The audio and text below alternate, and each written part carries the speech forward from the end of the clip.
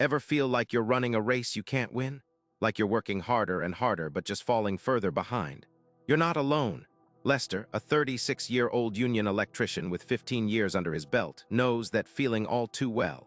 He's a man built tough, lean, and wiry from years of pulling wire and climbing ladders. But the weight on his shoulders isn't muscle, it's debt. $72,000 worth of it, mostly from his son Leo's emergency surgery 2 years ago, and every day it feels like that number is mocking him. Lester was working himself into the ground. 16-hour days were the norm.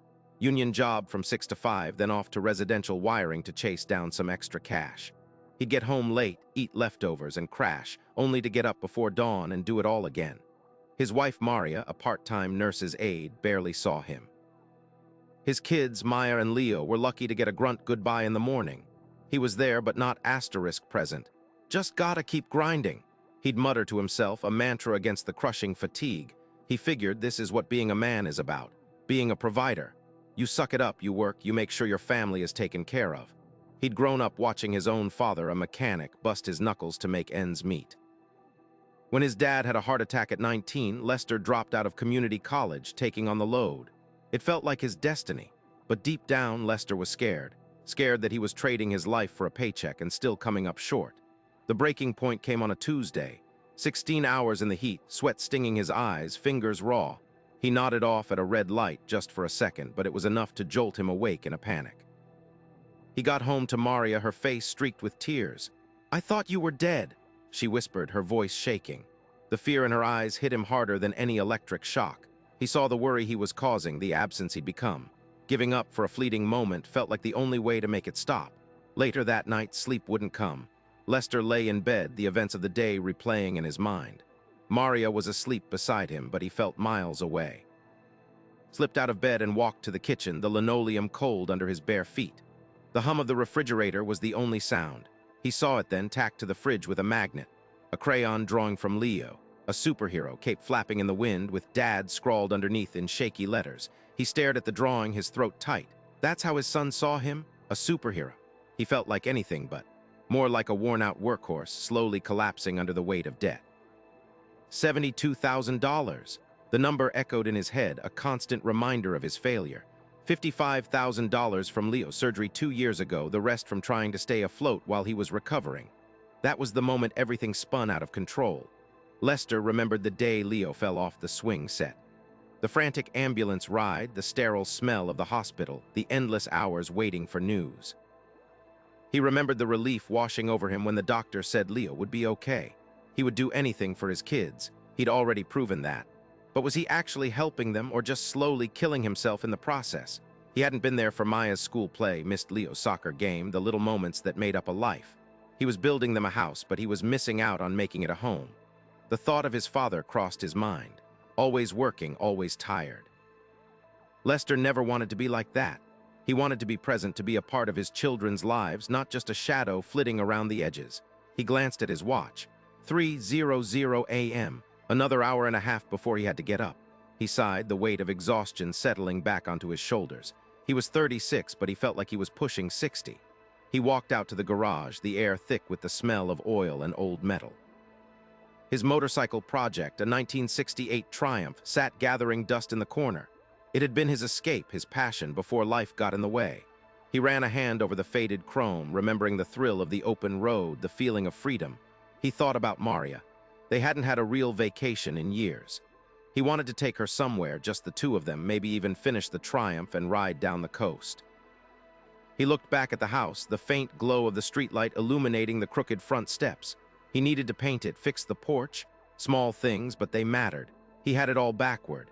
He wasn't fighting a battle asterisk for asterisk his family. His family was asterisk his reason to fight. The debt wasn't a punishment, paying it was an act of love. He wasn't going to endure his life anymore. He was going to live it. He had 25 months left of this insane grind. That was too long. He needed a different plan. He walked back inside, a flicker of something new burning in his chest. Purpose. Lester's alarm blared at 4:30 a.m., a jarring intrusion on a sleep that never felt long enough. He hit the snooze once, a small act of rebellion against the relentless schedule, then forced himself out of bed.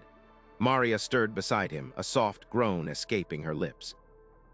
He resisted the urge to reach out, knowing she needed the rest. He'd be back late again, another side job waiting after his regular shift. Coffee was his only companion in the pre-dawn darkness. He sipped it in silence, the bitter liquid a temporary jolt to his weary system. He thought about the crayon drawing on the fridge, Leo's superhero dad. He felt anything but heroic, more like a worn-out machine churning away to keep the lights on. A quick shower, a worn pair of jeans, and his union electrician's jacket. Out the door by 5:15 a.m. The drive to the job site was a blur of gray highways and the red taillights of other early risers, all chasing the same elusive promise of a better tomorrow. He worked with his hands. It was what he did. He was a union electrician, 15 years under his belt. He knew the trade inside and out. The bend radii of conduit, the ampacity of wire, the quiet hum of a perfectly wired panel. But the work had become a monotonous grind, a physical and mental drain that left him empty. He ate lunch on the tailgate of his truck, a cold sandwich and a scanned article from Seneca. A man of simple means with complicated thoughts. What would Seneca do? The job site was a cacophony of noise. The whine of saws, the clang of hammers, the shouts of foremen. Lester moved through it all with a practiced efficiency, pulling wire, running conduit, connecting circuits. His body was on autopilot, his mind elsewhere, drifting back to Maria and the kids. He remembered Maya's school play last month, the one he missed because of an emergency call. The guilt gnawed at him. His phone buzzed, a text from Maria. "Leo's running a fever. Can you pick him up from school?" He sighed. Another problem to solve. The main job wrapped at 5:00 p.m., but Lester's day was far from over. He drove straight to a residential job, a side gig wiring a new addition. The homeowner, a young couple with eager eyes, greeted him with forced cheerfulness. "We really appreciate you coming out on such short notice, Lester," the husband said. "We're so excited to finally get this finished." Lester nodded, forcing a smile. He knew the drill. He worked until 9:00 p.m., the sweat stinging his eyes in the dimly lit space. He walked in the door at 9:45, the smell of reheated spaghetti hanging in the air. Maria was sitting at the kitchen table, grading papers.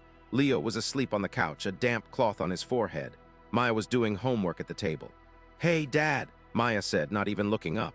"How was work?" "Fine," he mumbled, already halfway to the shower. Maria watched him, her expression unreadable. He ate his dinner in silence, the weight of their shared exhaustion pressing down on him. After the shower, he sat in his chair, too tired to even think. Maria came over and sat near him. "Lester," she said softly, "we need to talk." He knew what was coming, but he couldn't face it. Not tonight. He stood up. "I'm going to bed," he said, his voice flat. He didn't know it yet, but this night was just the beginning. Lester climbed into bed, the mattress groaning under his weight. He stared at the ceiling, the familiar cracks in the plaster like a roadmap of his anxieties. Sleep didn't come easy. Images flashed through his mind. Leo's feverish face, Maria's tired eyes, the endless tangle of wires he'd been wrestling with all day. He was 36 years old, a union electrician with 15 years under his belt, and all he felt was trapped. The alarm blared at 4:30 a.m. Lester slammed his hand down on the snooze button, clinging to the extra minutes like a lifeline. He felt like he was running on fumes. He dragged himself out of bed, the familiar aches and pains of his body a constant reminder of the physical toll his life was taking. Coffee in silence, the only sound the drip, drip, drip of the machine. Out the door by 5:15. The day was a blur of construction dust, sweat, and the constant hum of power tools. He worked mechanically, his mind numb, his body on autopilot, each task a step further into the abyss. Another dollar earned, another dollar spent before it even hit his account. He pushed through, driven by a grim determination, refusing to acknowledge the growing despair that threatened to engulf him. He thought about his father, the mechanic. "A job worth doing is worth doing right," he'd always said. Lester clung to that, even when he felt like he was barely holding on. Another 16-hour day. The drive home was a haze of fatigue. Headlights blurred into streaks of light. Lester blinked, trying to stay focused. Then it happened. At a red light, his eyes fluttered shut, just for a few seconds. The car lurched forward as his foot slipped off the brake. A horn blared. Lester snapped awake, slamming on the brakes just in time to avoid hitting the car in front of him. His heart pounded in his chest. He sat there for a moment, paralyzed by fear. He could have killed someone. He could have killed himself. The rest of the drive was a blur. He walked in the door at 10:00 p.m., expecting to find everyone asleep. But Maria was awake, sitting on the couch, her face etched with worry. "Lester," she said, her voice trembling, "where were you? I called your phone a dozen times." He looked at her, his eyes vacant. I fell asleep, he mumbled. Maria's face crumpled. You fell asleep. Lester, I was so worried. I thought you'd been in an accident. Tears streamed down her face. He stood there, numb, unable to speak. He'd scared her. He had become what he always feared. He had failed. He'd spent every waking moment trying to protect his family, and all he had done was scare her. He was losing them. He was failing them. The crushing weight of his debt, his exhaustion, his fear, it all came crashing down on him. He was drowning. I can't do this anymore, Maria, he whispered, his voice cracking. He turned and walked out of the room, leaving her alone with her tears. Giving up felt like the only escape. Lester didn't sleep. He lay in bed, staring at the ceiling. The image of Maria's tear-streaked face burned into his mind. $72,000, that number echoed in his head. $55,000 for Leo's surgery. $12,000 on that damn credit card. $5,000 for the truck. Numbers. They had become his life. He was 36 years old, a union electrician with 15 years under his belt, and he was drowning in numbers. He thought of his dad, a mechanic, grease permanently etched into the lines of his hands. Lester remembered the pride he felt when he bought his first toolbox. A good craftsman, his dad had said, is only as good as his tools. Now Lester felt like a broken tool himself. All worn down and useless. He got out of bed, careful not to wake Maria. He walked to the kitchen, grabbed a beer from the fridge, and sat at the small kitchen table. He picked up Leo's crayon drawing of him as a superhero. Dad, simple, honest. He closed his eyes. He saw Maya 10 at her school play, her eyes searching the crowd, not finding him. He'd missed it. Again, always chasing the next dollar. Lester took a long swig of the beer. He set the can down hard.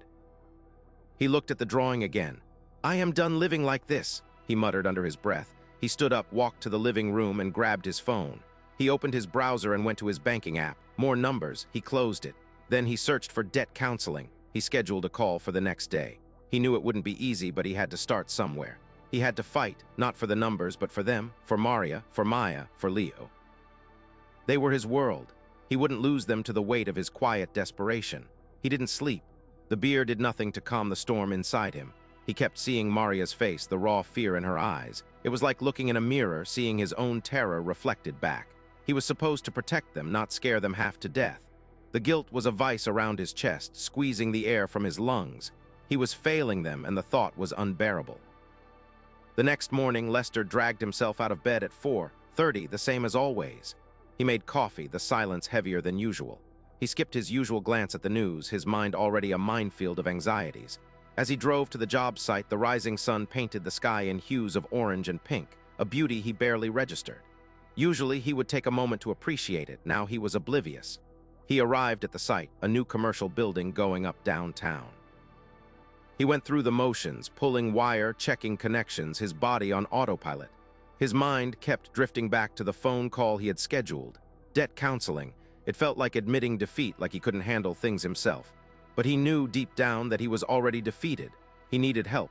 He glanced down to see that his calloused hands were shaking slightly. Lunchtime came, and Lester found a quiet corner to make the call. A woman named Sarah answered, her voice calm and reassuring. He explained his situation, the medical bills, the credit card debt, the truck payment. He laid it all out, the numbers, the hours, the exhaustion. He could feel himself getting choked up, the words catching in his throat. 15 years as an electrician, and he was on the verge of tears talking to a stranger about his money problems. Lester, Sarah said gently, you're working yourself to the bone. It's not sustainable. She walked him through some options, budgeting, debt management plans, maybe even bankruptcy. It was overwhelming, a flood of information. But for the first time in a long time, he felt a flicker of hope. Maybe, just maybe, there was a way out. Maybe he didn't have to keep drowning. That night, Lester did something he hadn't done in months. He sat down with Maria after the kids were in bed. He turned off the TV. He put his phone away. He looked her in the eyes. I messed up, he said, his voice rough with emotion. I let things get out of control. Maria reached across the table and took his hand. Her hand was warm and calloused, a mirror image of his own. I know, she said softly.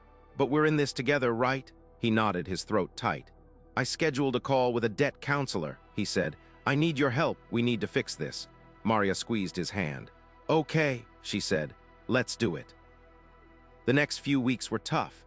They went over their budget with a fine-tooth comb, cutting expenses, finding ways to save. They called the hospital, negotiated the medical bills down. They transferred the high-interest credit card debt to a lower-rate card. It was slow, painful work. but they were doing it together. One evening, Lester was helping Maya with her math homework. He was actually their asterisk present, not just a tired ghost in the corner. She was struggling with fractions, her brow furrowed in concentration. He took the pencil and showed her a different way to think about it, breaking it down into smaller steps. He saw the moment it clicked, her eyes lighting up with understanding. "Thanks, Dad," she said, smiling. "You're the best." His heart swelled with a warmth he hadn't felt in years. It wasn't about the money. It was about being there, being present, being a dad. That night he went to the garage and looked at his old Triumph motorcycle. It was still covered in dust, a forgotten dream. But now he saw it differently. It wasn't just a project. It was a symbol of hope, a reminder that there was more to life than just work and debt. Maybe one day he would finish it. Maybe one day he and Maria could take that road trip. But for now, he had something even better. His family, his purpose, his reason to keep fighting, not out of quiet desperation, but out of love. Lester stood alone in the dim garage, the air thick with the scent of oil and dust. The Triumph, a 1968 Bonneville, was a ghost of a dream deferred, a promise whispered to himself years ago. Now it seemed to be calling him. The weight of his $72,000 debt still pressed down, a suffocating blanket woven from medical bills and credit card interest. He was 36, a union electrician with 15 years under his belt, yet he felt like he was starting over. He ran a calloused hand over the fuel tank, the faded paint rough beneath his fingers. He thought of Maya, 10, and Leo, 7. Their crayon drawing of Dad as a superhero was taped to the refrigerator, a silent challenge, a source of strength. He felt the familiar ache in his shoulders, the residue of countless hours of backbreaking labor. The fear of working his life away only to become a stranger to his own kids was a cold knot in his gut. He closed his eyes, picturing Maria's tear-streaked face. "I need your help. We need to fix this," he had said. Her answering squeeze was a promise of partnership. He remembered his own father's heart attack at 19, forcing him to drop out of college, the dream fading. But what of this dream? His secret hope of taking Maria on a long road trip, just the two of them, seemed impossible. Lester opened his eyes, his gaze hardening. He would not let fear win. He whispered the promise out loud into the garage's musty air. "I will be present. I will be a father."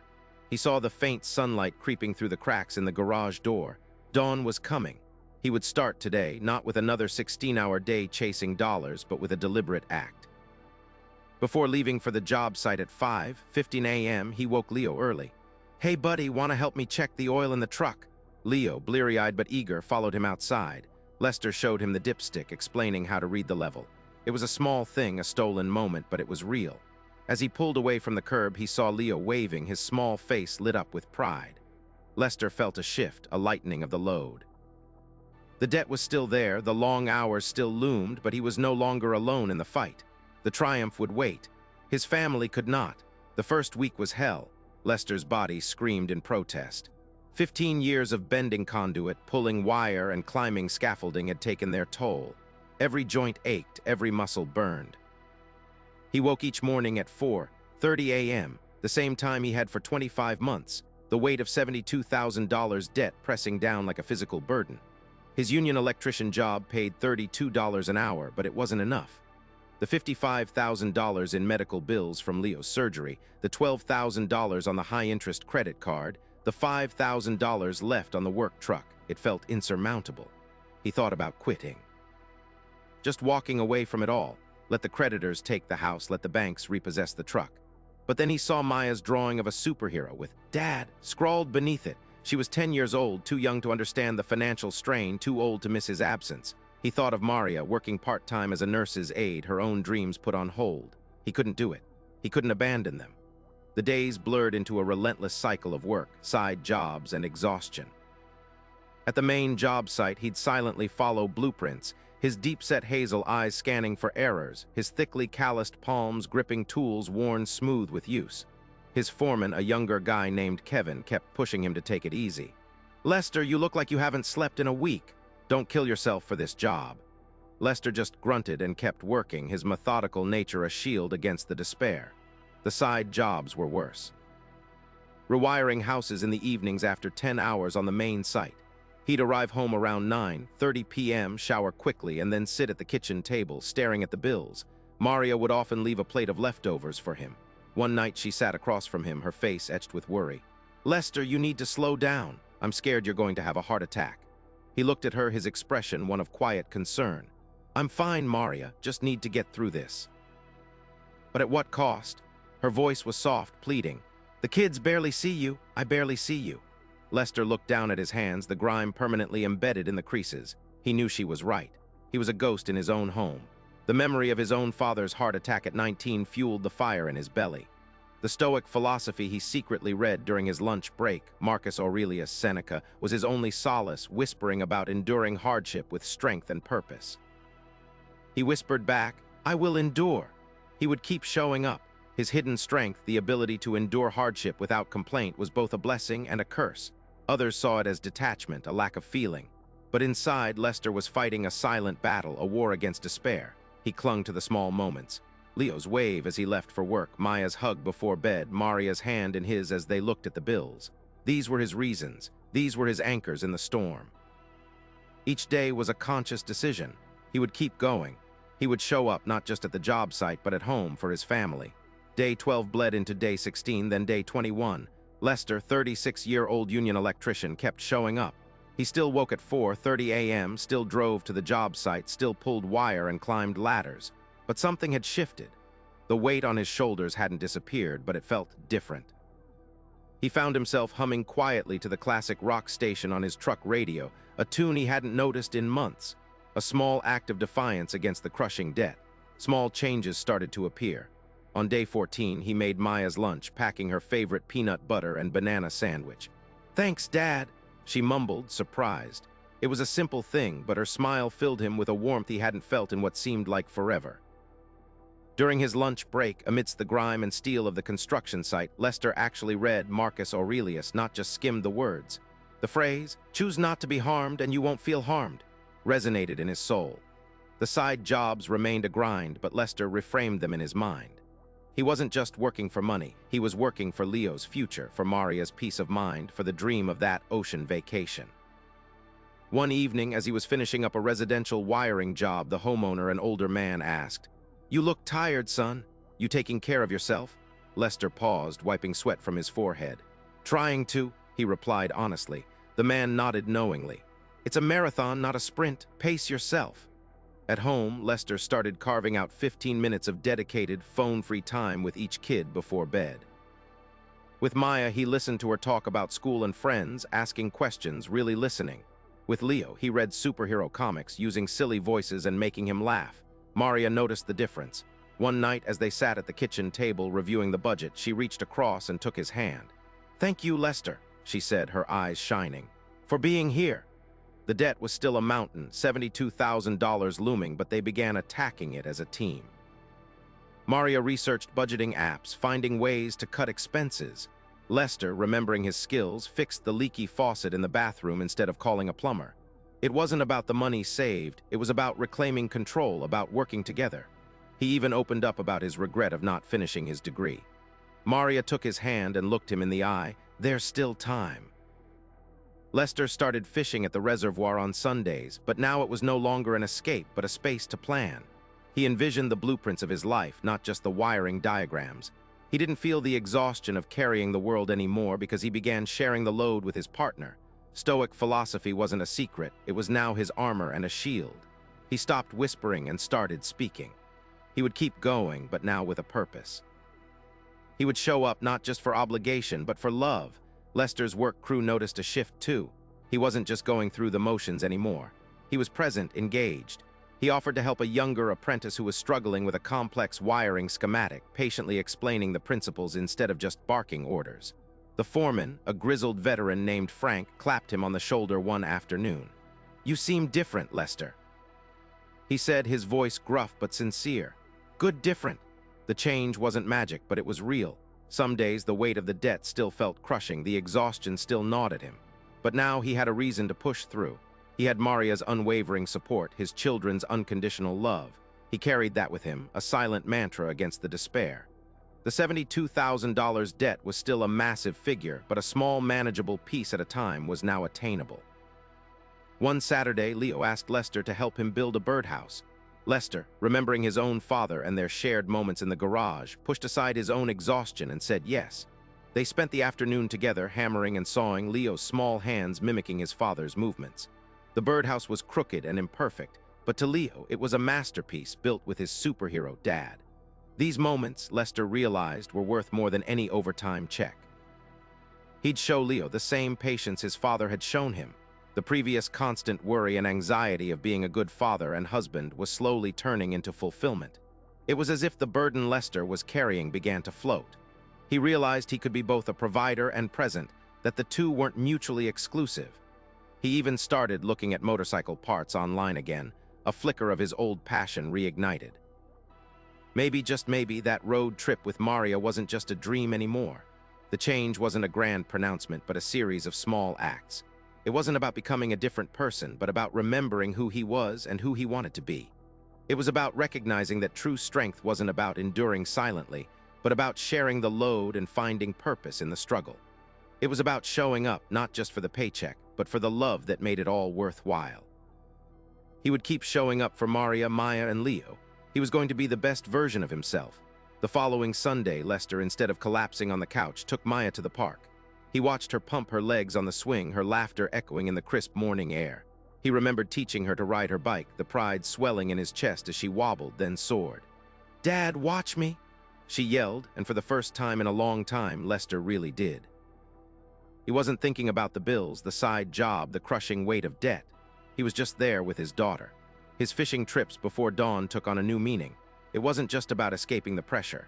It was about finding a moment of quiet solitude, a space to gather his thoughts before the day began. He'd cast his line, the cool air filling his lungs, and let the stillness of the water calm his mind. He even started bringing his old Stoic philosophy book, Aurelius's Meditations. The ancient words offered a strange comfort, a reminder that even in the face of chaos, he could choose his reaction, his focus. Back at the house, Maria noticed the difference. The tension that had been a constant fixture in his shoulders seemed to ease. He was making eye contact, asking about her day, truly listening to her answers. One evening, after the kids were asleep, he sat at the kitchen table with Maria, bills spread out before them. "We're going to tackle this together," he said, his voice steady. "No more secrets, no more carrying this alone." They spent hours poring over the budget, finding small cuts, strategizing how to attack the high-interest credit card. It wasn't easy, but it was a shared burden, a partnership rekindled. Lester's skills as an electrician became more than just a means to an end. He started taking pride in his work again, ensuring every wire was perfectly placed, every connection secure. He remembered his apprenticeship days, his father's voice in his head.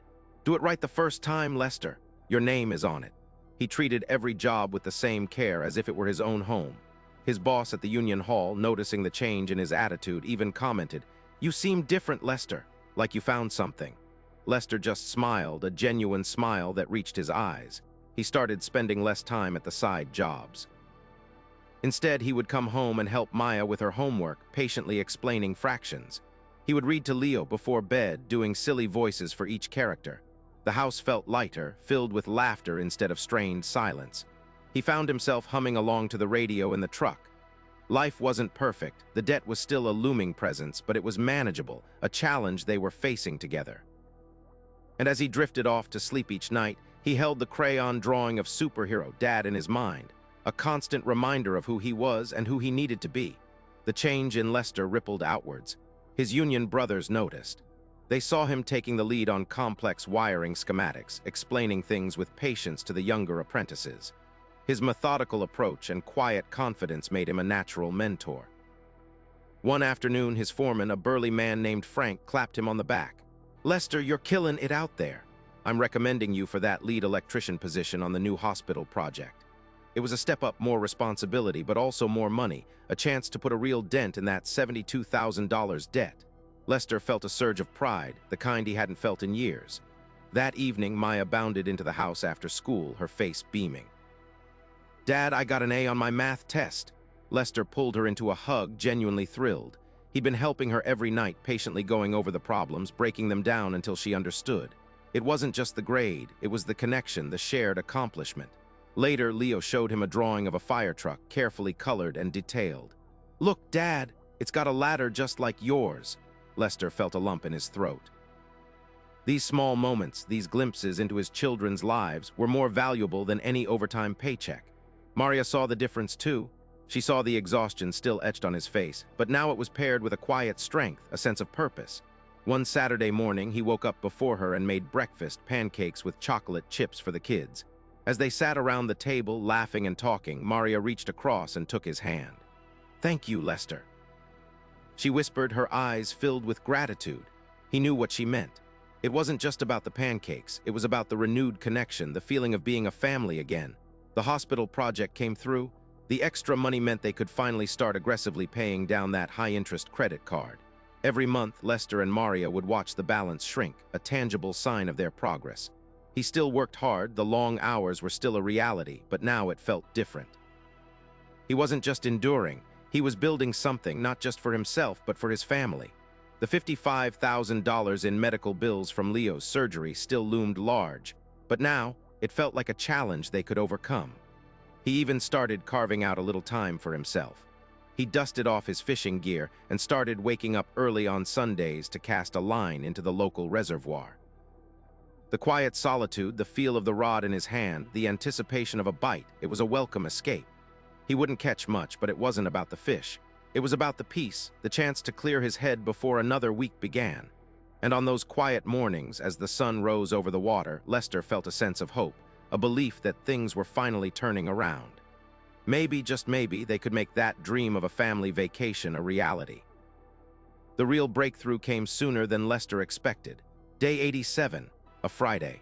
He was running conduit on the hospital expansion when his foreman, a guy named Earl, flagged him down. Earl, a man built like a refrigerator, rarely smiled. "Lester, get your tools. Supervisor wants to see you." Lester's stomach dropped. Had he messed something up? His mind raced through every connection he'd made that week, every wire he'd pulled. The supervisor, Mr. Henderson, a man who usually only spoke to Lester to complain, actually smiled. "Lester, good to see you. We've got a problem. Big one." He gestured to a set of blueprints spread across his desk.